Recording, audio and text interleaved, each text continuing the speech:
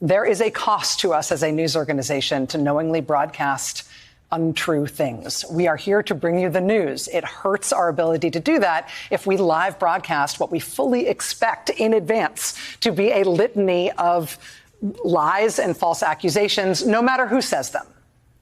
And I do not say this with any glee. I hope it is clear that this is not a glib decision. We take our responsibilities seriously. We revisit decisions like this all the time. We make the best call that we can in real time, every time. But tonight, our call is this. We will monitor that speech by the newly indicted former president. We will not carry his remarks live.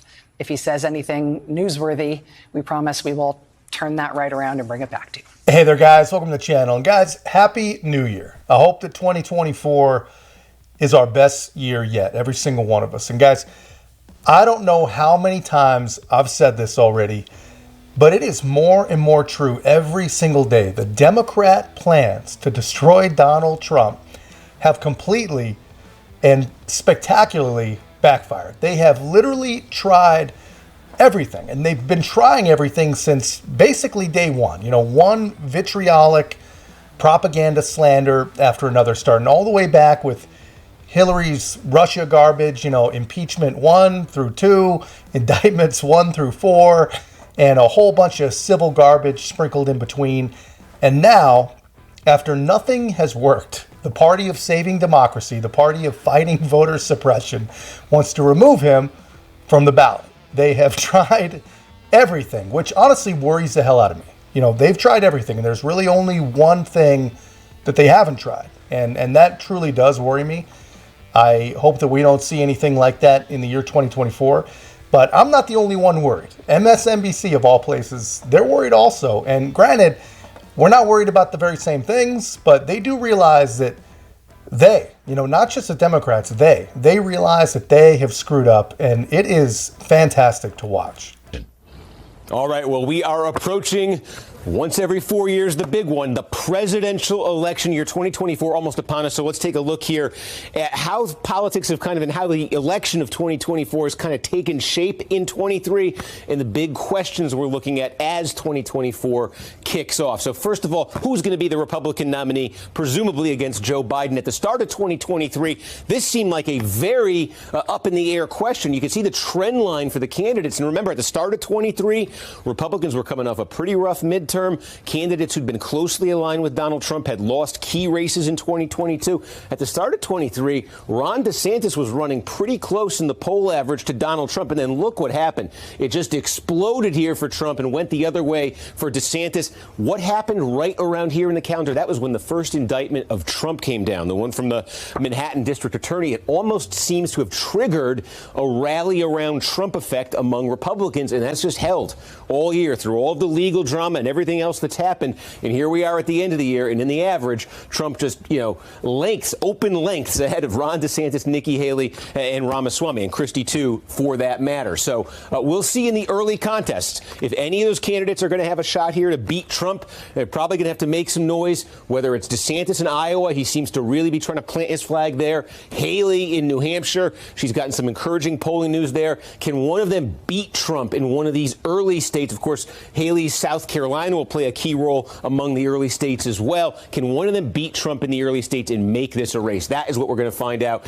in the first 6 weeks or so of 2024. But how about the Democratic end of things? Joe Biden seems poised to be the Democratic nominee. What kind of year has he had politically? Well, again, he started 2023 coming off those good midterms for Democrats, and his approval rating, 46-50, wasn't that bad, but it's taken a hit this year. And as we start to close out the year, our final NBC poll had him at just 40% approval, 57% disapproval. How does this compare to past presidents entering their re-election year? Here you can see it. Here's the 40 that we have Biden at right now. These are all the final polls heading into the election year, re-election year that NBC conducted. You just see all the recent presidents. Look, Trump got beat in 2020. He was at 44 heading into his re-election year. Bush Sr. got beat in 92. He was at 52 and heading south rapidly there. But you see how that number compares. That's the lowest. That's the lowest in an NBC poll for an incumbent facing a re-election here. But it is a tight race when you poll Biden versus Trump. At the start of the year, in the average of the polls nationally, Biden had a 2-point advantage. Now, at the end of the year, it is Trump who, on average, has a 2-point advantage here. The very, very close race, obviously. And what are the concerns of voters? The dynamics we'll be talking about if this race does materialize. Joe Biden, of course, is the oldest president ever at this point, and his his fitness, his age, about 3 in 4 voters in our poll say it's a major or moderate concern. Big thing in 24 is going to be Trump's legal situation. Are there convictions? What goes on in the courtroom for him? 62% right now say that's a major or moderate concern for them. Would that number change if there's a conviction? Would that number change based on how these cases start to sort out? Big question, obviously, we'll be following well into 2024. And this is interesting, too. Just there is clearly what this ballot question is showing you here is matching Trump against just a generic Democrat. Trump loses sizably. Matching Biden against a generic Republican. Biden loses by double digits. It's just showing you broadly there's not a big appetite for Trump versus Biden, even though it seems that each party, at least as we enter 2024, is poised to go in that direction. And that leads to this final graphic here, a poll from the Wall Street Journal recently. They included a bunch of third-party options, and against Biden and Trump, they added up to 17%. That's a big question heading into 2024. Is there going to be a real third-party candidate to create a wild card in this? Yeah, so you guys see that, man. The left is in a pretty good total panic mode, right? And it's actually pretty funny to watch. You know, they really are making the very same mistake that they made in 2016. In a way, you know, in 2016, they knew that people loved him. And they knew that he was a ratings gangbuster. He'd proven it for a decade on TV. And they believed 2 things. They believed that Donald Trump could not win, that it was a ridiculous thought, a Donald Trump presidency. And they truly did believe that Hillary Clinton had a rightful claim to the throne and would not be denied.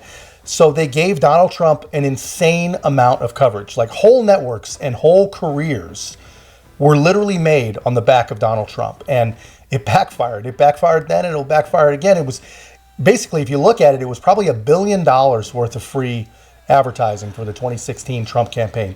They created a monster, and they promised the left and they promised themselves that they would never, ever make that mistake again.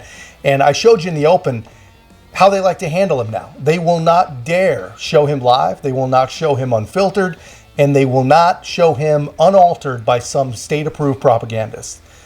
They will not make the same mistake as 2016, only they have. They have made that same mistake. But instead of showing him, you know, treating him like a circus clown and using him like they did in 2016, they have used their platforms to try and destroy the man. It's almost like they're trying to atone for their massive mistake in 2022.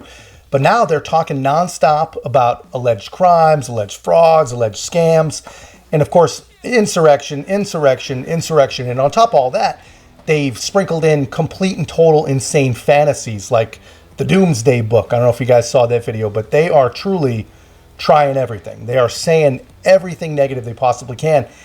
And all that they have proven through all this, that as far as Trump is concerned, there is no such thing as bad publicity. And it's amazing. It really is amazing. Everything they have tried, every word they have said has only made him stronger. And they're panicking. Right now, they are completely and totally panicking. And I think we're going to see them panic more and more and more each day. My only hope is that nobody does something stupid. But guys, that's all I've got. Happy New Year's. I'd really love to hear your thoughts on this video. If you haven't already, guys, please make sure to like, comment, subscribe. Most importantly, share the channel. We'll see you in the next one.